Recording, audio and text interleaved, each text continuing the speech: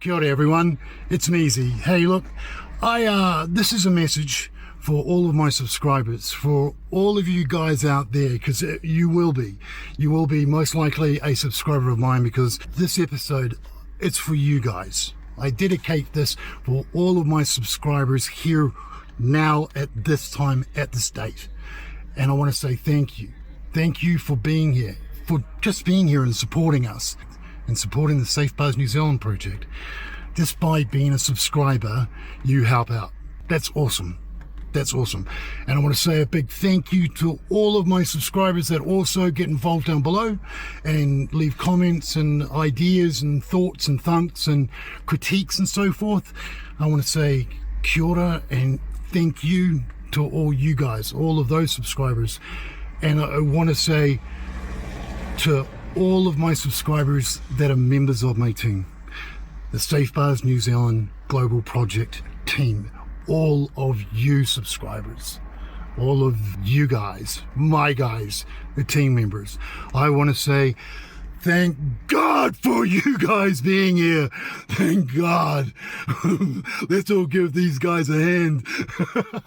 Thank God for my team members. Thank God for all of you subscribers of mine. Whatever you do to support us here at the channel and the project team, thank you. Thanks guys. This episode, I dedicate it to you guys, my subscribers, right here, right now at this date. Okay, go Kita.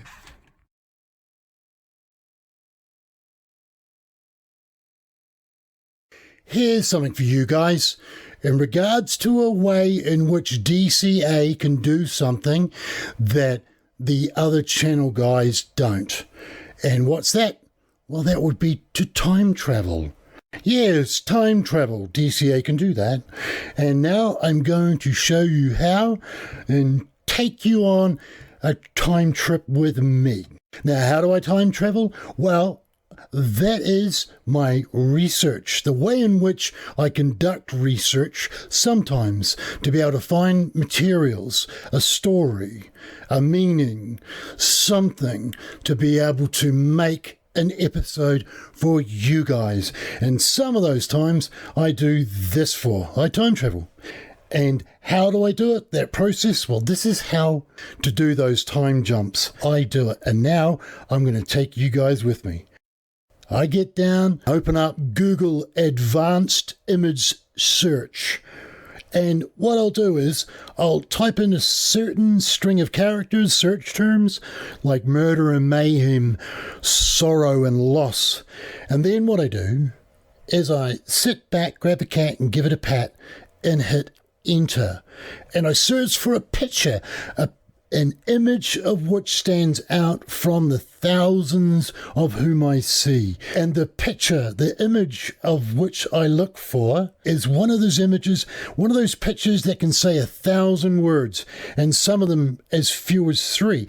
And that image stands out, hits DCA MEEzi, and once I see that image, I have to know, like it has to have a story behind it and a meaning. And that's how DCA MEEzi can time travel. And that's that snapped moment in time. Once it's locked in, then the process begins, man. And right now, we've just jumped back in time to 2008, because this image, this photo, this moment in time beaconed to DCA MEEzi. And DCA, we clicked it. Why? For when I looked upon this picture, when I saw it, and you can see, like this picture, this image, this moment in time that we see in this time trip here, this picture, it has the feeling of joy. Like you can imagine everyone that was around these guys in joy too. Like this moment is pure aroha. Pure aroha. The beautiful, wonderful things like love and joy and happy and glad and aroha. When you mix it all together, it's aroha. When this picture was snapped at this time back then, this Wahine, her name is Christa Baker. She is as she looks. She's a beautiful person inside and out. Radiates love and aroha for all. That's what makes this picture stand out to MEEzi at DCA, this moment in our time machine here at the channel. So make sure you subscribe right now so you can come and take more time trips with me and us, the rest of the subscribers of the DC. Now, back to this glorious picture. The guy standing up that complements this picture, his name is Cunty or Cody something, Alexandra. And right about now, you may be thinking, what the hell are they doing in the back of a blue truck? Well, you see, it's tradition, which some people have when it comes to their beliefs and their faith and the way in which they choose to live their life. Which brings me back to Christa, her ma and pa, who hold the faith, have a beautiful whanau of which Christa is a member of. Kind of like a member of the team, my team for the Project Safe Bars. So please take a look at the website. I'll leave a link in the description. Come join this project team. Now back to the Bakers. Now back to the image. As I said, a whanau built of faith in aroha. And that's what makes this crime reach the level of my attention, I believe, as Christa has lived her life by the way of embracing her faith in the big guy upstairs. She's done 17 missionary trips around the globe, bringing this aroha that she has for others less fortunate than her or us. Now, the thing is, you don't have to have the faith, walk in the footsteps or chew on the bread and wine to get how beautiful someone can be inside as a person. You don't have to believe it all to understand the good in a person and the aroha that person brings to others around them. And that's what makes what happened to Christa, and that's what makes this picture and this moment of time in the DC Time Machine so fucking crazy. You see, he's a DC. He's something that is the complete opposite of what this picture says. This DC, as all DCs, only kill the G's, the good guys. And this DC is one of those mimicker DCs, those ones that act like a good guy, a G. And he slimed his slimy mimicker self into this beautiful whanau called the Bakers, and acted like the best that God could give the Baker whanau. And it's because that's the way in which DC mimickers do. They will act and do what is expected. And that's why the back of the truck with no premarital nookie before the big day. And that is why he's doing as he's expected.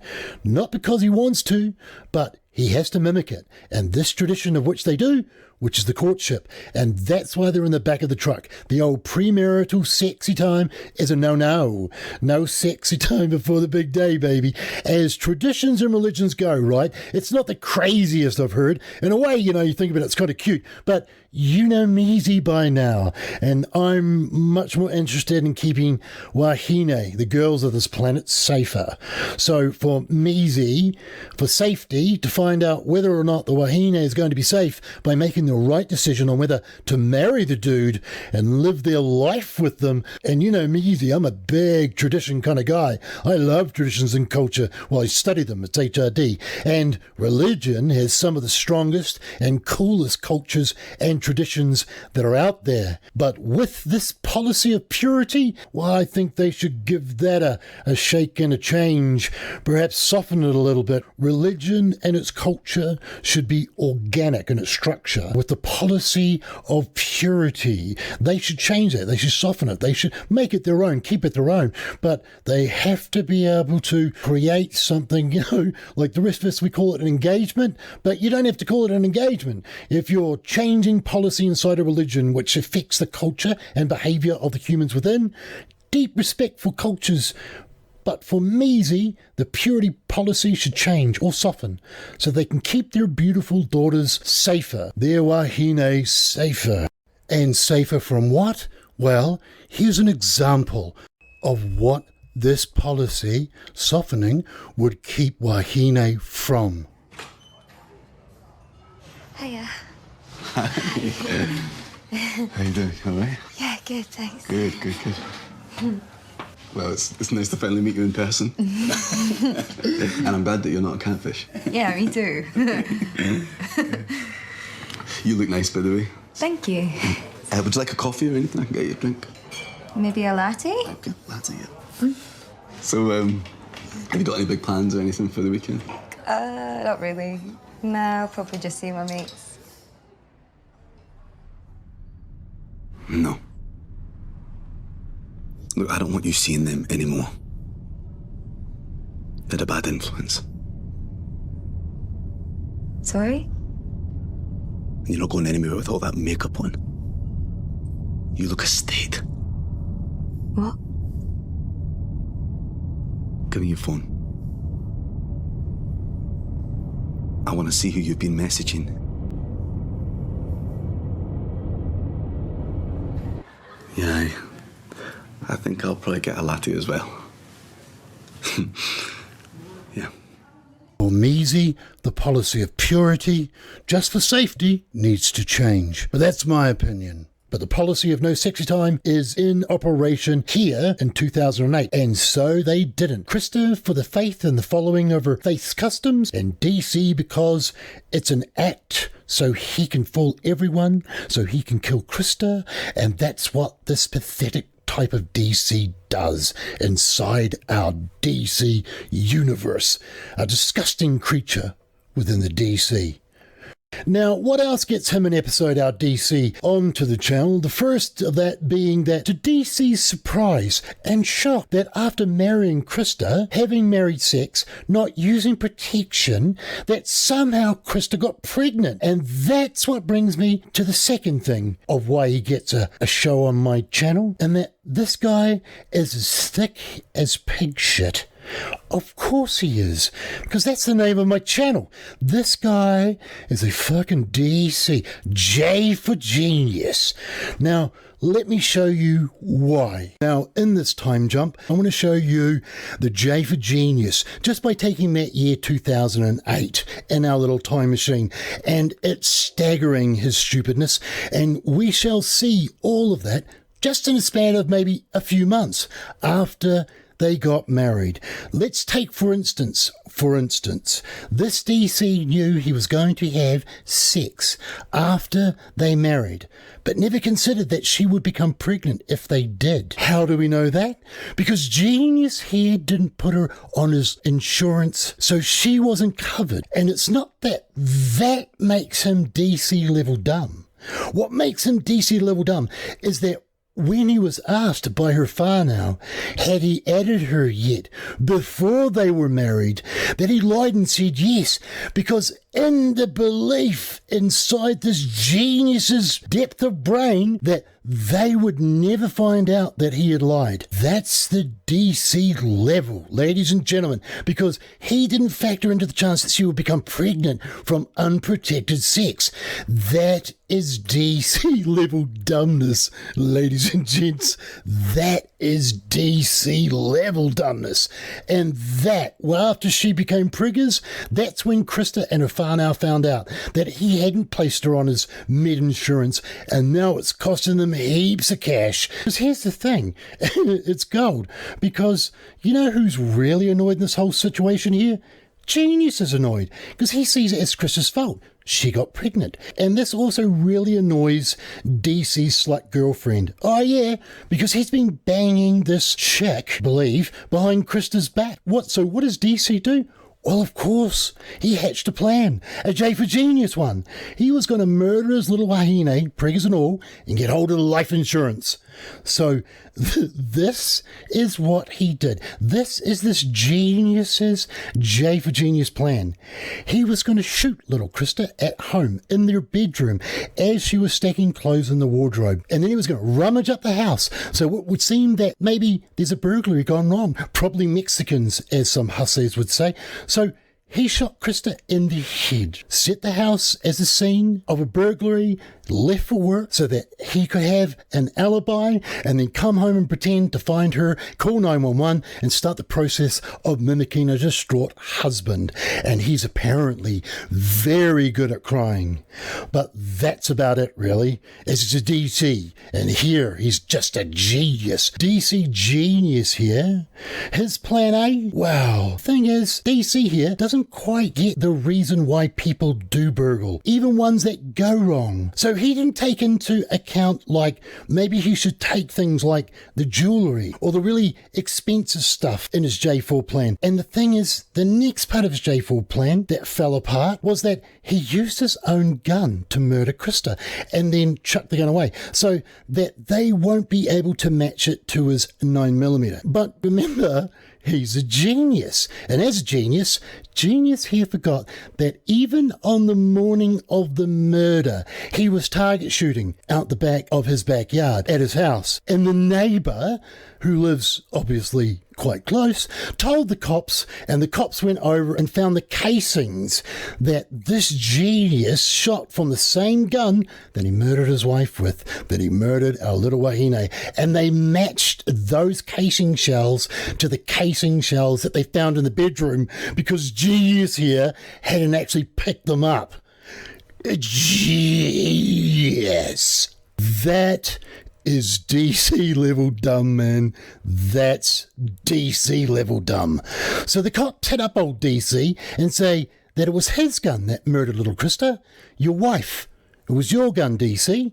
And DC had story number 1 all worked out and told the cops, oh yeah, that he'd actually sold the gun just the night before, amazingly enough.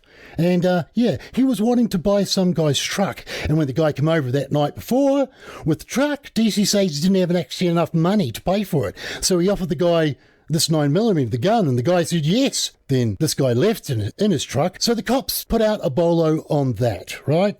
Just, because it's true. Now, I know, like, some would think, hey, that's not too bad a story straight off the cuff, Indeed. But remember, he's a DC. Because the next time he had to tell that story to the cops was when the cops asked him to replay the exact events of what happened the night before the murder. And Genius here outlines everything in that story 1 again, right down to the minute of the hour. But you see, Genius here, in repeating the story 1, just forgot a little something called the guy with the truck and the gun, and left out that whole bit. Now that is fucking dumb, like DC level dumb. That is a level of dumbness that gets him an episode on my channel. This guy is a pure dumb cunt.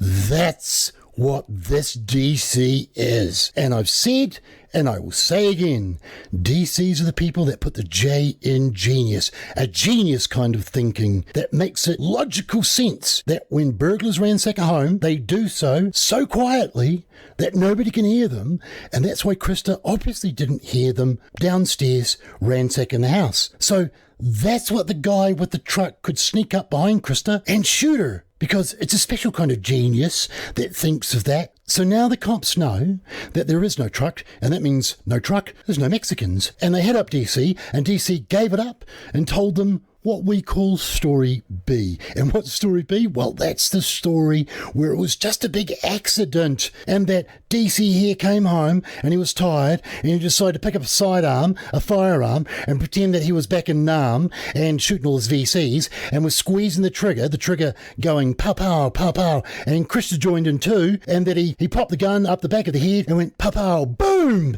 Horrible accident. That's the genius level story that DC here could come up with. That him and his beloved one were playing Vietnam games, and it was just a horrible accident. Genius. That is genius level shit, man. So the cops, well, they charged him with murder. So DC here pleads not guilty because obviously he didn't do it, not on purpose. It's just a big accident. And this is the thing, man. This is where religion can be exploited in court by defense lawyers in convincing people of the faith that have religious beliefs on a jury that someone who is religious couldn't possibly murder someone they love. And this picture says it all. That the aroha that you can feel from this picture, that someone couldn't mimic that kind of look that this picture shows. He's a good guy. So the defense, smart enough, told dipshit to keep his mouth shut, not say anything until he takes a stand, and where he then can apologise to the Baker Whanau, and he can make it look real, because remember, it's the only thing that this DC's good for, crying. And cry he did, and pulled off a hung jury. They managed to convince a couple of people that this picture says it all. So in the end, Ma and Pa Baker, well, they made a deal. So DC and his lawyers wanted 5 years, and the Bakers said, nah, let's drop it. Let's roll again for death. And DC's lawyer said, okay, we know that story doesn't sound too credible, and you may have a go and win. So what DC got was 50 instead of that 5. Now, that brings us to the end of this episode. Well, almost. To wrap up this episode, I want to do this. As subscribers of mine, you know that I'm different than other creators. Like, for instance, we got a bloody time machine here with the other channels on true crime on YouTube, and I run my channel with Mana, and I do things such as speak words to people in our episode, the G's and the DC sometimes. It's part of what I do. And this message is for the Baker Whanau. If they ever see this episode here at the DC or over at church on Sunday, that message is kia kaha to the Baker Whanau. Stay strong and know that she can feel your aroha even in heaven. And that brings me back to this picture and how different it looks and feels once you forwards in time, and that is such a bummer as it taints the beauty of the aroha of this picture, and I don't want that. I didn't want that. I don't want this thing to ruin such a beautiful picture of aroha. So what I've done is to remove that thing that mimicked its way into your whānau and stole your daughter from you, your whānau, from all of us, and then blow up this picture in digital and place it in a link in the description so you can have the beauty of which your daughter brings to the world, untouched by the misery of this DC. Kia kaha to you, the Baker Whanau. And now that brings me to the end of this episode. My subscribers, as the chance of you being a new viewer, are probably slim to none. But if you really are new, then you're in for something different in True Crime Gene here at the DC. So subscribe to us at the DC and to church on Sunday.